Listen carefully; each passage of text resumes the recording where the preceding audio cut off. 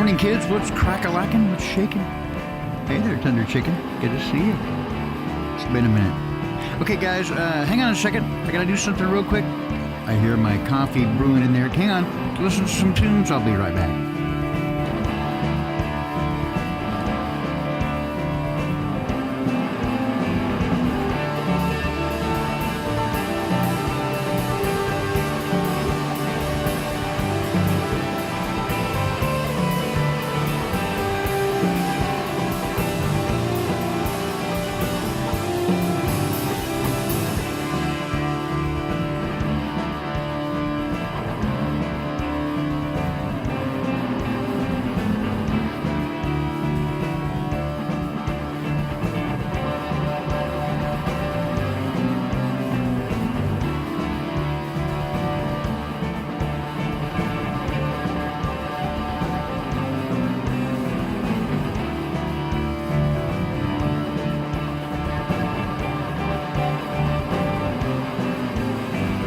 Okay, I'm back. That's right, I'm back.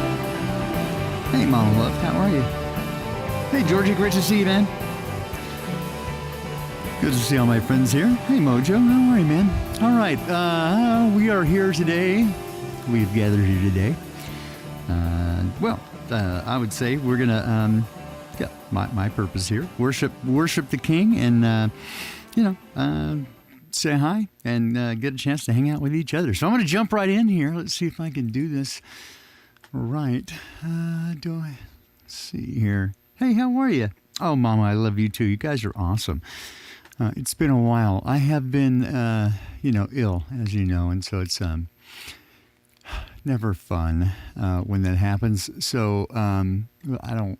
I never did intend to this to become, like the mystery diagnosis channel or something. That was just not what I had in mind. But since I brought you on this journey, it seemed appropriate. I've always been transparent and honest, and so it just sort of is what it is. So anyway, we're beginning this week with the University of Washington Neurologic Center, and we'll see what happens there. So, it's hard to say, but we're going to take a look and we'll see what happens and do that. Hey, shall we? Proverbs 24, since it is the 24th day, we'll jump right in here. So Proverbs 24, this will be from the New International Version today. Do not envy the wicked. Do not desire their company. For their hearts plot violence, and their lips talk about making trouble. By wisdom a house is built, and through understanding it is established. Through knowledge its rooms are filled with rare and beautiful treasures. The wise prevail through great power, and those who have knowledge must muster their strength. Surely you need guidance to wage war, and victory is won through many advisors. Wisdom is too high for fools, and in the assembly at the gate they must not open their mouths. Whoever plots evil will be known as a schemer. The schemes of folly are sin, and people detest a mocker. If you falter in time of trouble, how small is your strength? Rescue those being led away to death. Hold back those staggering toward slaughter. If you say, but we knew nothing about this, does not he who weighs the heart perceive it? Does not he who guards your life know it? Will he not repay everyone according to their deeds and what they've done? Eat honey, my son, for it's good. Honey from the comb is sweet to your taste. Know also that wisdom is like honey for you. If you find it, there is future for you, and your hope will not be cut off.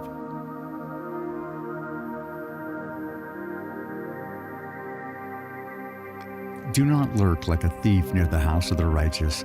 Do not plunder their dwelling place. For though the righteous fall 7 times, they will rise again. But the wicked, they'll stumble when calamity strikes. Do not gloat when your enemy falls. When they stumble, do not let your heart rejoice, or the Lord will see and disapprove and turn his wrath away from them. Oh, how difficult that will be in times of comeuppance. Do not fret because of evildoers, or be envious of the wicked, for the evildoer has no future hope, and the lamp of the wicked will be snuffed out. Fear the Lord and the King, my son, and do not join with rebellious officials, for those two will send sudden destruction upon them, and who knows what calamities they can bring. These are also sayings of the wise. To show partiality in judgment is not good. Whoever says to the guilty, "You are innocent," will be cursed by people and denounced by nations.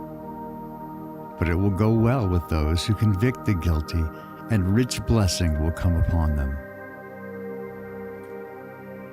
An honest answer is like a kiss on the lips.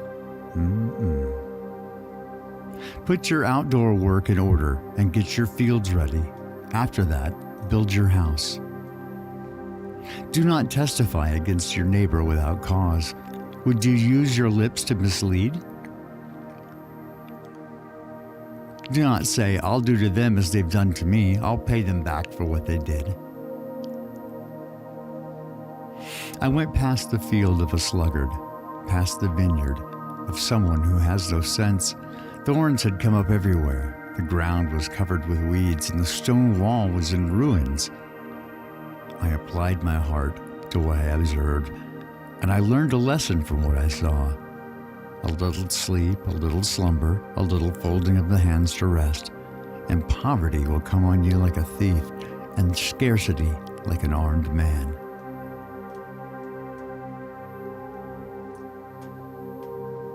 Those are the words of Solomon, Proverbs 24, the New International Version.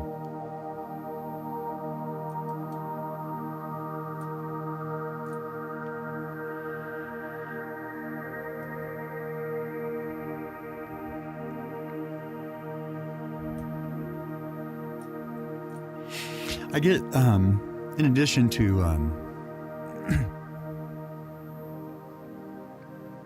the Proverbs, I spend a lot of time in the Psalms as well. It's an excellent way to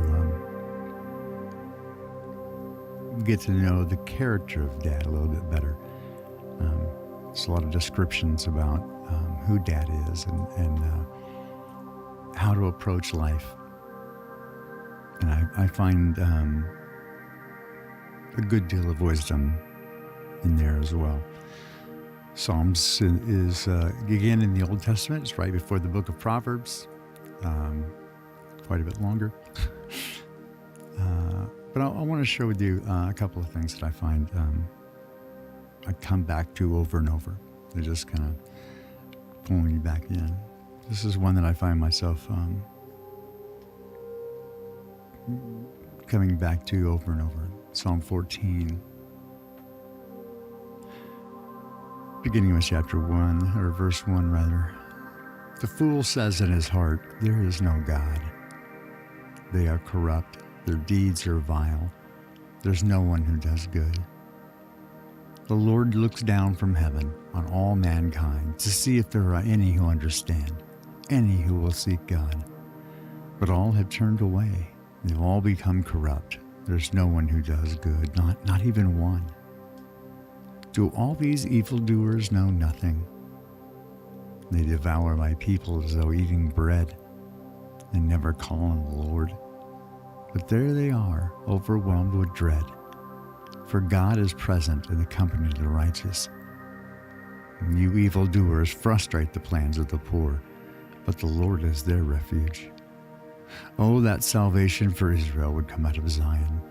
When the Lord restores his people, let Jacob rejoice, and let Israel be glad. This is the 14th chapter of Psalms. So I'm just going to keep going here for a moment. Chapter 15, this is a psalm of David. Lord, who may dwell in your sacred tent? Who may live on your holy mountain? the one whose walk is blameless, who does what is righteous, who speaks truth from their heart, whose tongue utters no slander, who does no wrong to a neighbor, and casts no slur on others, who despises a vile person but honors those who fear the Lord, who keeps an oath even when it hurts, and who does not change their mind, who lends money to the poor without interest, and who does not accept a bribe against the innocent. Whoever does these things will not be shaken. Continuing chapter 16, keep me safe, my God, for in you I take refuge.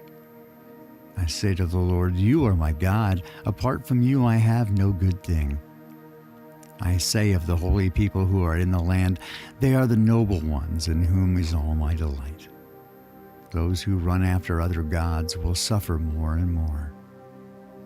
I will not pour out libations of blood to such gods or take up their names on my lips. Lord, you alone are my portion and my cup. You make my lot secure.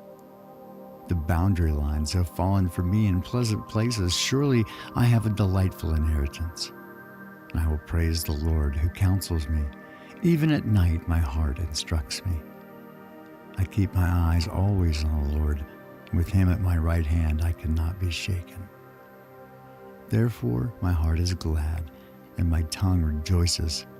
My body will also rest secure, because you will not abandon me to the realm of the dead, nor will you let your faithful one see decay. You make known to me the path of life. You fill me with joy. Chapter 17, hear me, Lord, my plea is just. Listen to my cry, hear my prayer. It does not come from deceitful lips. Let my vindication come from you. May your eyes see what is right. Though you probe my heart, though you examine me at night and test me, you will find that I have planned no evil. My mouth has not transgressed. Though people tried to bribe me, I have kept myself from the ways of the violent, through what your lips have commanded. My steps have held to your paths. My feet have not stumbled. I call on you, my God, for you will answer me. Turn your ear to me and hear my prayer. Show me the wonders of your great love. You who save with your right hand, those who take refuge in you from their foes. Keep me as the apple of your eye. Hide me in the shadow of your wings from the wicked who are out to destroy me, from my mortal enemies who surround me. They close up their callous hearts, and their mouths speak with arrogance. They have tracked me down. Now they surround me with eyes alert to throw me to the ground. They're like a lion hungry for prey, like a fierce lion crouching in cover. Rise up, Lord, confront them, bring them down. With your sword, rescue me from the wicked. By your hand, save me from such people, Lord, from those of this world whose reward is their life. May you who have stored up for the wicked fill their bellies, and may their children gorge themselves on it, and may there be leftovers for the little ones. As for me, I will be vindicated when I see your face. When I awake, I will be satisfied with seeing your likeness.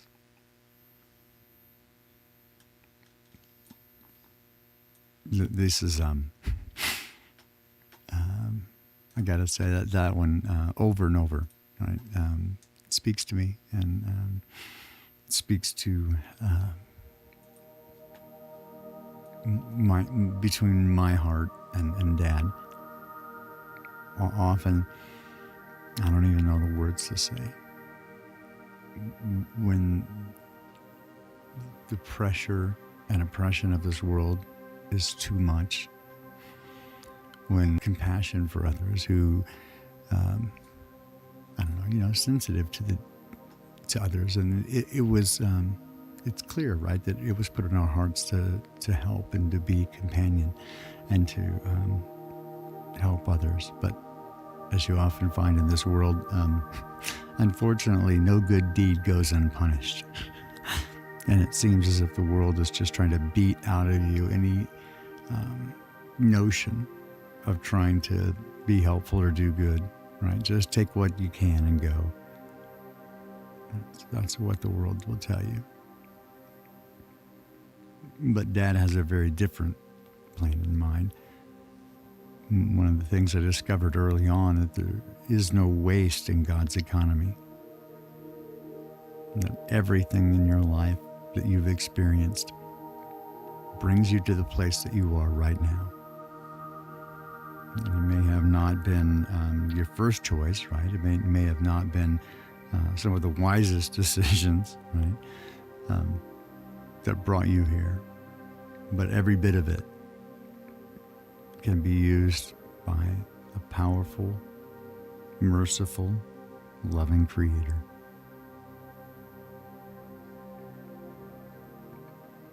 To shine His light through.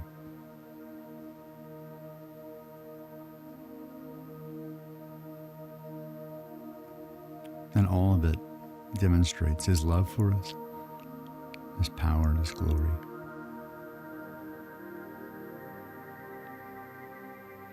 One thing for certain throughout these trials and travails is that each day, as the burden seems to get heavier and the cuts more frequent,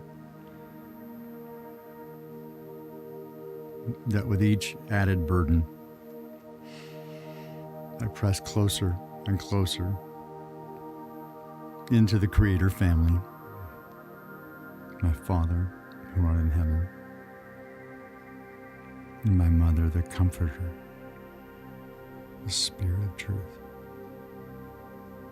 my brother, Jesus, who sacrificed everything to give me a chance to meet Dad and to meet them and to learn to fall completely in love with them. I often wonder at people who spend such effort at trying to demonstrate how much scriptural knowledge they have or historical knowledge of, they're even trying to speak Hebrew now. It's kind of funny. Arguing over what name we should call him or how to keep those rules. It's like, dear children, don't you understand? Right? The rules are for children, for little children who don't know how to behave. When you grow up and you're in relationship, you simply behave in response to love. You love them. You don't want to do anything that would harm them or that would harm you, right? Because they love you. I've said repeatedly that the primary, like nearly 95% of my relationship with Dad is healing, right? Challenging me to become a better person and to strip away those things that they did not make, right? That was never intended for me to become. But all of us, through the adversity of this life and the challenges that we face, in order to hide from the pain and to prevent it, right? We develop often unhealthy coping mechanisms, ways to shield ourselves from further wounding, whatever that is. There are a lot of different ways, but all of them leave us empty. The only thing to fill that hole in our heart is the love that we were intended to receive from Dad. The very definition of love.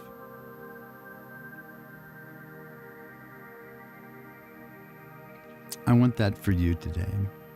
It is the sense of complete peace and total fulfillment in knowing that you're loved. If you approach Dad with an open heart and just say, fill me, right? Just, I trust you.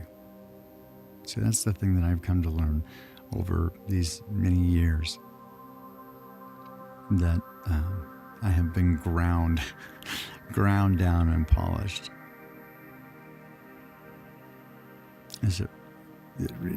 This really kind of comes down to learning to yield, right? And to understand that in that beginning moment, right, with the taking what wasn't meant for us, right? The tree of knowledge of good and evil.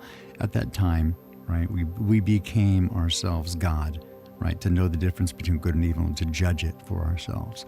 The problem is, of course, that we lack the wisdom and perspective to see it. The only way to be a good judge of something is to know everything, right? You cannot make a good quality judgment without knowing all the elements. And the only way to know absolutely everything about it, right, is you'd have to be omniscient. And there's only one who's omniscient that I know of. Right? But we have become ourselves God, and we begin to judge others and how they should behave and whether what they do is right or wrong, largely on how it affects us, right? And whether or not it is objectively good or bad, but whether or not it pleases us or benefits us in some way, right? Or meets our own version of what we think right and wrong is. But we even begin to judge the Creator. How could a loving God let these horrible things happen? Well, because it's yours. This is what you did, right? You were given the keys, and then you promptly gave them away, and you brought in the enemy, and then you normalize it, right? And dress up like the enemy on television, and have shows that are named after him, Lucifer. I mean, come on, you know, like, and then you wonder why evil lives among you. It's not difficult, right? When we invite it in, and when we reject light, right? The light that is antiseptic and kills all the grossness that hides in the darkness. We don't want that, right? Because it exposes us as well. It shows all the dirt and filth on us. That's why sin loves darkness, right? So evil loves the darkness where it can move without perception, hide in the shadows. Always the trickster, always lying. Why do you go back and continue to trust people that lie to you over and over again? It's madness.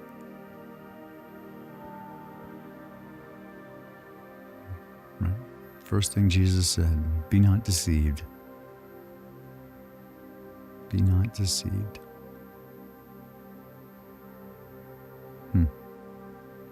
Because this is the time, right, of a great deception.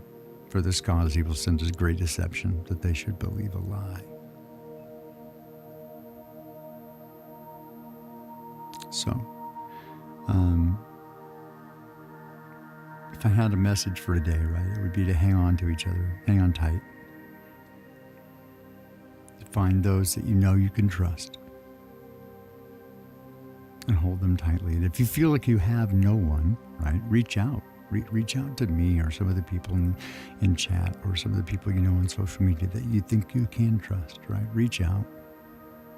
Don't sit and suffer alone in silence.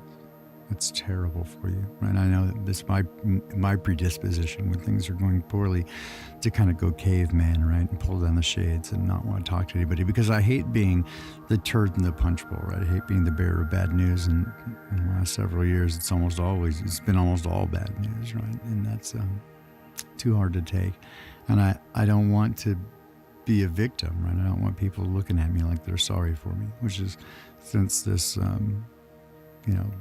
latest evolution of the neurologic thing, right? And I've been having seizures, and when I call friends, I won't do a video call, right? Because the look on their face when they see me is terrifying. Right? It's shocking for them, and it's hard for me to see, because it's it's pretty shocking, right, to see what's happened. And it's certainly not something that I imagined would happen. I have never been sick, never had anything, right, never anything like that. So it's a different thing, right? I didn't expect it to come this way, but it did.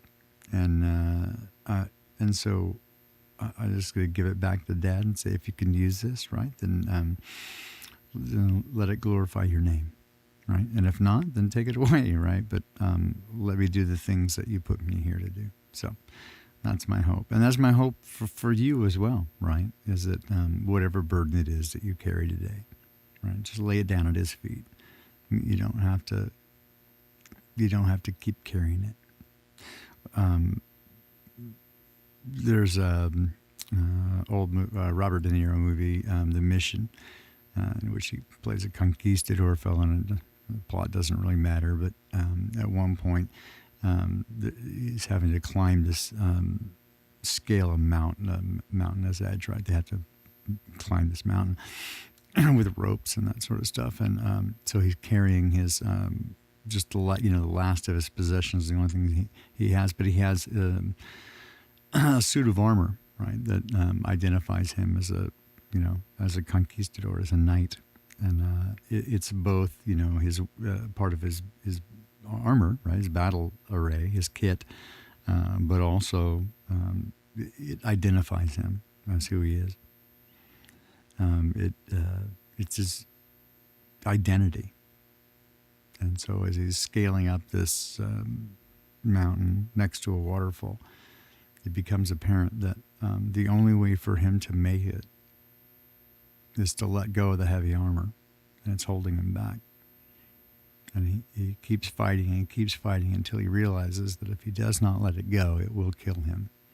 It will cause him to fall. And he has to choose in that moment the future or the past, to hang on to the burdens of the past and our previous identity and who we were, right? And this step forward in freedom. I think I've told you this story before, but it is one of the most powerful and meaningful, well, they all are, but, conversations, conversations with Dad. It's actually, I guess I'd say it was actually Mom, who in a difficult moment pulled me aside and sat me down and said, "Son, see, the reason this hurts so much, right, is like all I'm trying to do is to take away the part that I didn't make, to scrub away and remove the parts, to chip away the parts of you that I didn't make, right? The parts that you built, the self-made man, the unhealthy coping mechanisms. And I can't use that, right? Because that's not who I meant you to be. And the only reason it hurts so badly is because you don't want to let go." But it hit me hard because it's true. And I think it's probably true for all of us, right? It's in the reshaping that the Spirit wants to do, again, is to bring us into conformity with who Dad is, right? And in the likeness of the Father and the Son, so that we are more like them. And to do that, right, He removes the parts that He didn't make.